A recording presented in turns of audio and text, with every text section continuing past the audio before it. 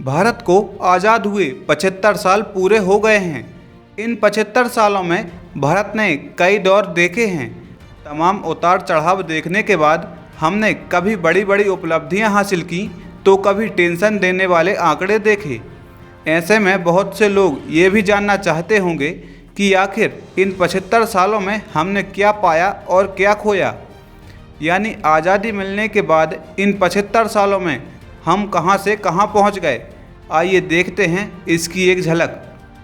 1947 में देश आज़ाद होने के बाद पहली बार 1951 में जनगणना हुई थी। उस समय भारत की आबादी करीबन 36 करोड़ थी और अनुमान लगाया गया कि 1947 में भारत की आबादी करीब 34 करोड़ रही होगी। 2011 की जनगणना में भारत की आबादी 121 करोड़ को पार कर चुकी है। अनुमान लगाया जा रहा है इस वक्त भारत की आबादी 134 करोड़ से भी अधिक हो चुकी होगी। भारत को सोने की चिड़िया यूं ही नहीं कहा जाता था। यहाँ सोने का भंडार था ही बहुत अधिक। हर घर में खूब सोना होता था। आज भी भारत के लोगों के पास दुनिया में सबसे अधिक सोना है। आज़ादी के दौरान भारत में सोना करीब 90 रुपये प्रति तोला यानी प्रति 10 ग्राम के भाव से मिलता था। आज के वक्त में सोना 50,000 रुपये प्रति तोला से भी ज़्यादा का हो चुका है। पेट्रोल की कीमत 27 पैसे से बढ़कर 100 रुपये से ज़्यादा हो गई है। जब देश आज़ाद हुआ था उस दौरान भारत में पेट्रोल की कीमत करीब 27 पैसे प्रति लीटर थी और आज की तारीख में पेट्रोल 100 रुपये के ऊपर हो गया है। कई राज्यों में तो पेट्रोल की कीमत रिकॉर्ड तोड़ चुकी है।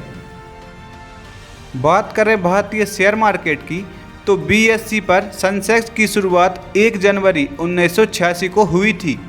उस समय सेंसेक्स में 30 कंपनियां लिस्टेड थीं। 1986 में सेंसेक्स की शुरुआत 100 अंकों से हुई थी और आज की तारीख में यह 59,000 अंक तक पहुंच चुका है। बात करें इंडियन करेंसी की तो आज़ादी के दौरान भारत का रुपया डॉलर के मुकाबले बहुत अधिक मजबूत हुआ करता था।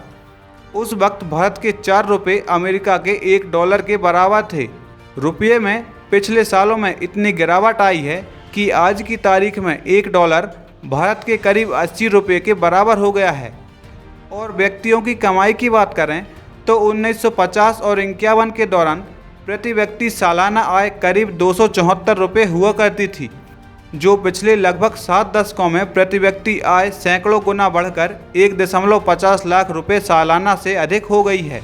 1970 और 71 में यह करीब 823 रुपये थी और 1990 और 91 में लगभग 6,270 रुपये पर पहुंच गई थी, जो 2010 और 11 आते आते 58,500 रुपये के करीब पहुंच चुकी थी।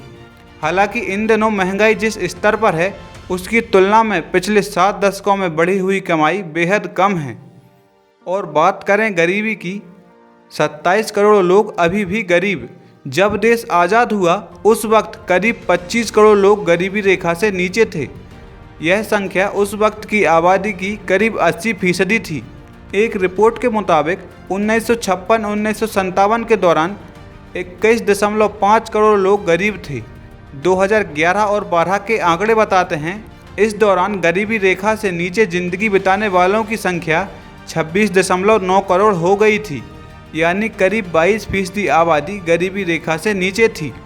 बता दें, अगर शहर में रहने वाला व्यक्ति हर महीने 1,000 रुपये से ज़्यादा कमाता है या गांव में रहने वाला शख्स हर महीने 816 रुपये से ज़्यादा कमाता है तो वह गरीबी रेखा से नीचे ही माना जाता है। देखा जाए तो आज़ादी के दौरान 80% आबादी गरीब थी, लेकिन आज सिर्फ 22% आबादी ही गरीबी रेखा से नीचे है। अब बात करते हैं बेरोजगारी पर। आज़ादी के दौरान के बेरोजगारी के आंकड़े मौजूद नहीं हैं, लेकिन 1972 और 73 में नेशनल सैंपल सर्वे ऑफिस ने पहला सर्वे किया था।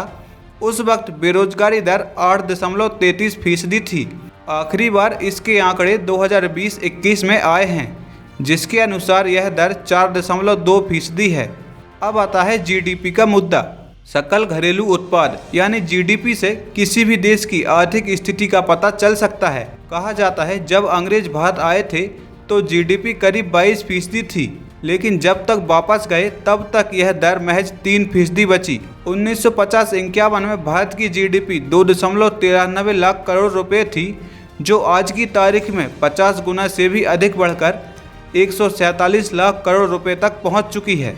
तो दोस्तों, यह वो सफ़र था जो हमारे देश ने आज़ाद होने के बाद 70 सालों में तय किया। आप इसके बारे में क्या कहना चाहते हैं, कमेंट करके ज़रूर बताएं। और ऐसे ही इन्फॉर्मेशनल वीडियो देखने के लिए हमारे चैनल को सब्सक्राइब करें और बेल आइकन को भी प्रेस करें, ताकि आप देखें ऐसी ही वीडियो सबसे पहले।